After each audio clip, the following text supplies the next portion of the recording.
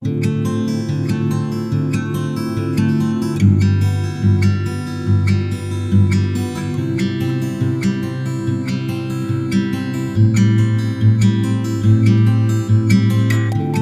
warahmatullahi wabarakatuh, sahabat pengguna YouTube dimanapun berada. Jumpa lagi dengan si Malabapis.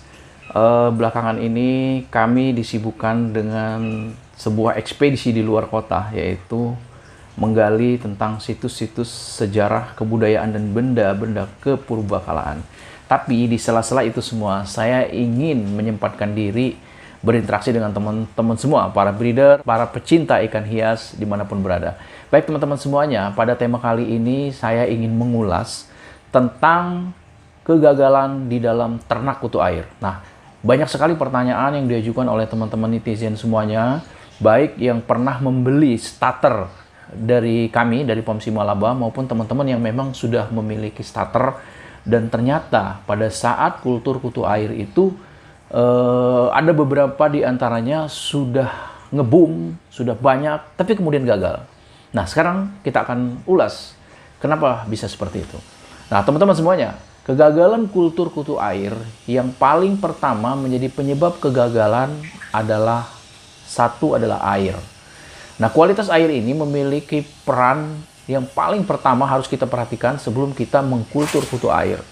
Nah, kualitas air seperti apa? Kami menyarankan untuk kultur kutu air itu adalah menggunakan air dari sumur gali ataupun dari sumur bor. Kenapa menggunakan air sumur gali dan sumur bor? Karena air dari sumur ini kecil kemungkinan mengandung unsur-unsur organisme pengganggu, seperti misalkan kutu jet, cacing planaria, kutu batu, dan sebagainya. Karena dia lebih terisolasi dibandingkan dengan air danau, air sungai, air kolam, apalagi air sawah. Walaupun terlihat bening, ketika kita masukkan ke dalam bak, teman-teman pengen coba masukkan ke dalam bak atau ke dalam soliter, diamkan selama setengah bulan, biasanya akan bermunculan makhluk-makhluk yang tidak kita kendaki. Dan apabila makhluk-makhluk ini tercampur dengan starter kutu air, tentu akan berakibat fatal. Ya, jadi kualitas air memiliki peran. Nah, kemudian bagaimana dengan teman-teman yang menggunakan air PDAM? Air PDAM sebenarnya bagus, tapi pengolahannya adalah tidak bisa langsung dipergunakan. Minimal teman-teman harus ditampung, kemudian diberi aerasi. Aerasi itu adalah proses mengkontak air dengan udara. Aerasi, sehingga pada proses itu masuk kadar oksigen yang tinggi. Nah, oksigen yang tinggi inilah yang kemudian akan mendorong senyawa-senyawa klorin atau senyawa racun menguap ke udara, sehingga kutu air bisa hidup di dalam media air tersebut. Jadi solusinya adalah air PDAM itu teman-teman tampung, kemudian dikasih aerator. Itu minimal 2 hari. Insya Allah klorinnya sudah menguap ya. Jadi walaupun ada hanya dalam skala kecil. Nah, kemudian kita masih berbicara kualitas air. Kualitas air, misalkan air yang tercemar logam berat, tercemar dari industri. Nah, itu tentu juga akan sangat berpengaruh. Nah, ada juga teman-teman bertanya kemarin, seperti misalkan teman kita dari Papua, katanya bagaimana dengan air hujan? Sebenarnya air hujan tuh bisa, tapi proses pengolahannya itu hampir sama dengan kita menggunakan air PDAM. Kalau misalkan air hujan langsung masuk ke bak kultur kutu air, atau kita mengkultur kutu air, itu terkena air hujan saja, itu kadang-kadang sering terjadi kegagalan. Kenapa? Karena air hujan itu cenderung asam. Jadi jika teman-teman menggunakan air hujan, tampung dulu, kasih aerator, kasih garam ikan. Kenapa? Karena garam itu mengandung unsur basa yang akan menetralkan unsur asam, sehingga pH-nya akan naik menjadi 7, dan itu sudah bagus untuk kultur kutu air, teman-teman semuanya. Nah, itu faktornya dari air yang harus kita perhatikan. Yang kedua adalah nyamuk. Nyamuk jangan dianggap remeh. Nyamuk itu pada saat dia bertelur, telurnya tidak terkontrol, menetas jadi jentik, itu menjadi salah satu sumber kegagalan. Kenapa? Karena jentik nyamuk itu bersifat kanibal atau omnivora, pemakan segala. Jadi ketika dia sudah mulai tumbuh, jangankan kutu air, teman-teman bisa ambil, kami pernah melakukan sebuah eksperimen, itu jentik nyamuk, temannya sendiri dimakan. Iya, kita perhatikan, oh temannya dimakan tuh. Ketika tidak ada makanan, untuk mendorong pertumbuhannya supaya lebih cepat, karena jentik nyamuk itu harus cepat dia berubah menjadi nyamuk ya. Nah, cara mengatasi jentik nyamuk kami sudah jelaskan, sudah ada beberapa video yang kami upload. Cara mengatasi jentik nyamuk yang pertama paling sederhana adalah kita tutup. Menggunakan kain kasa atau kain tipis biasa, nggak masalah. Tutup pada malam hari, siang hari buka. Tentu akan sangat repot ya bagi teman-teman apabila buka tutup sementara bak kulturnya sudah banyak. Lebih lagi misalkan mobilitas teman-teman tinggi, misalnya pagi tidak ada di rumah dan sebagainya, sibuk dengan pekerjaan. Ada cara yang kedua yaitu kita mengontrol telur nyamuk jangan sampai menetas. Kami sudah upload videonya, jadi nyamuk boleh bertelur tapi dilarang untuk menetas. Caranya adalah setiap pagi tuh kontrol di bak.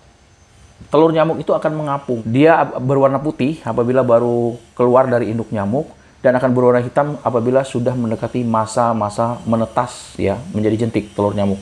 Ciri-ciri telur nyamuk silakan scroll di channel ini teman-teman, sudah kami videokan. Itu ciri-ciri telur nyamuk itu seperti apa, sudah kita kasih lihat bentuknya seperti apa.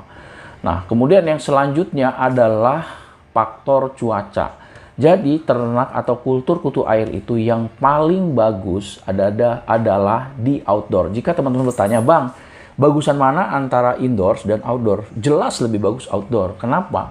Karena di outdoor dia ada cahaya, terang. Tapi walaupun kutu air itu menyukai cahaya, bukan berarti harus cahaya yang terlalu terik. Artinya ketika teman-teman kultur di outdoor, itu sebaiknya masih tetap berada di bawah atap. Jadi jangan langsung terik sinar matahari, justru tidak bagus. Jadi cukup di teras rumah, misalnya teman-teman ada sinar matahari pagi itu kena. Kalau misalkan pagi nggak kena, misalkan dari sebelah sana sore kena gitu loh kan. Atau siang mungkin tampil sedikit cahaya itu udah cukup. Jadi jangan kalau dijerang atau dijemur di bawah sinar matahari langsung, hasilnya akan buruk. Kutu airnya itu akan berwarna apa ya? Kehitam-hitaman, bahkan ada yang warna putih dan kurus-kurus seperti itu teman-teman. Oke, kemudian yang sering menggagalkan selanjutnya adalah pengelolaan air. Nah, teman-teman semuanya, banyak sekali teman-teman bertanya, Bang, kalau nggak pakai aerator bisa enggak? Teman-teman semuanya, kutu air itu sama dengan ikan, sama dengan makhluk-makhluk air yang lain. Mereka butuh oksigen. Apabila tidak dikasih aerator, lalu sumber mendapatkan oksigennya mereka dari mana? Pertanyaan seperti itu.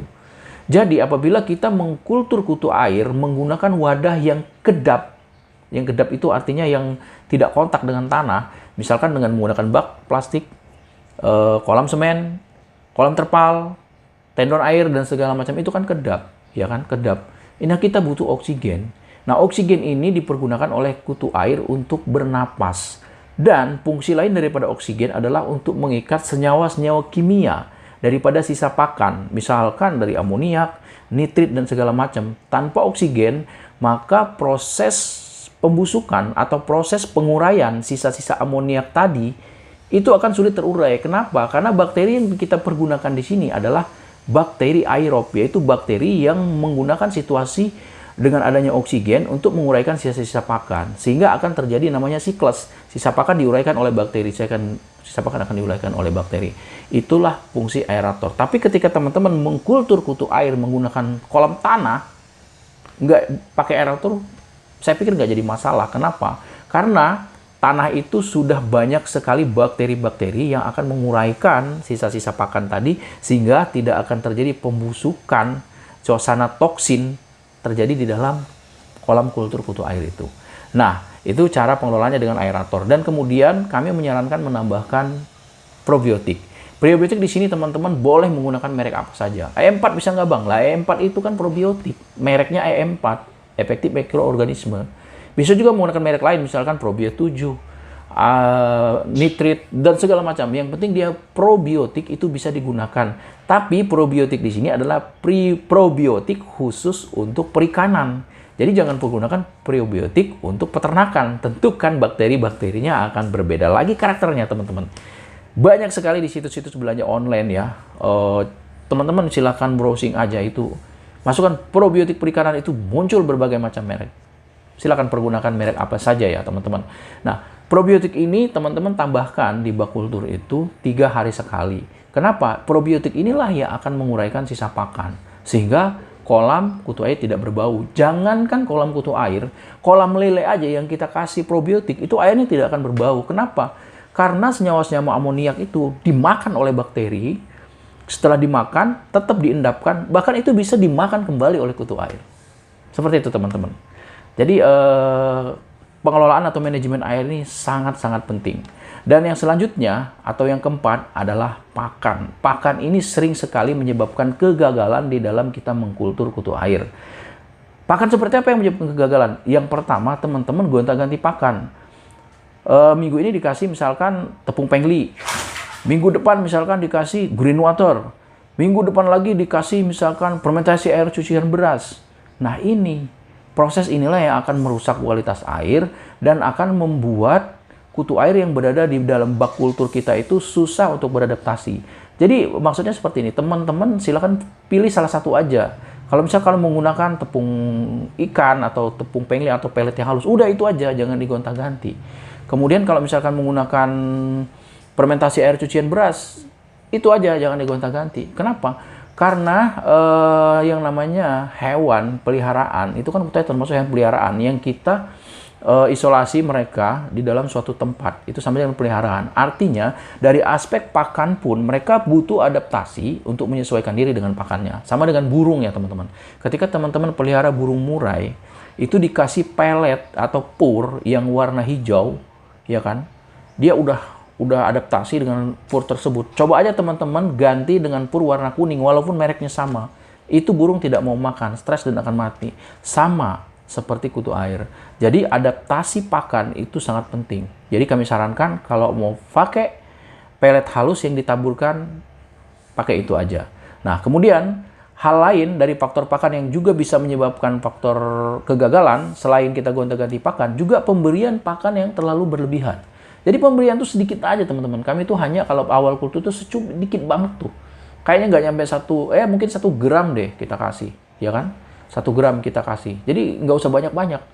Kalau banyak-banyak risiko gitu, karena overfeed, kelebihan pakan itu yang akhirnya akan menyebabkan amoniak yang sangat tinggi dan kemudian tidak terkonsumsi dan berubah menjadi toksin atau racun bagi habitat kultur kutu air tersebut, teman-teman. Nah, kemudian selain pakan, hal-hal lain yang menyebabkan faktor kegagalan kultur kutu air ini adalah kita tidak melakukan kontrol secara baik. Jadi habis kultur udah didiemin aja kayak gitu. Tidak kita pantau, tidak kita perhatikan. Kemudian ketinggian airnya minimal 20 cm, tiba-tiba udah susut dan segala macam. Itu juga faktor-faktor kegagalan. Demikian teman-teman, sedikit ulasan dari kami, mudah-mudahan menjadi wawasan buat kita semua dan kita akan terus berbagi, kita sama-sama belajar. Maaf teman-teman semua, di sini kami bukan bermaksud untuk menggurui, tapi kami juga menyampaikan ini dari hasil belajar, dari hasil evaluasi. Mari terus kita kembangkan kutu air karena kutu air merupakan salah satu khasanah kekayaan alam Indonesia yang bisa kita manfaatkan untuk teman-teman breeding ikan hias, ikan konsumsi, dan sebagainya, teman-teman semuanya, supaya kita semua terhindar dari kegagalan breeding itu karena kekurangan pakan. Karena bagaimanapun larva itu sangat membutuhkan kutu air ya untuk melewati masa-masa kritis hingga mereka bisa mengkonsumsi cacing sutra, pelet dan segala macam. Mohon maaf apabila dari penyampaian kami ada kekurangan teman-teman, dan mohon maaf juga apabila dari channel Si Malabapis ini mungkin ada hal-hal yang tidak berkenan dengan teman-teman semuanya. Nantikan video-video kami selanjutnya. Kami akhiri. Assalamualaikum warahmatullahi wabarakatuh.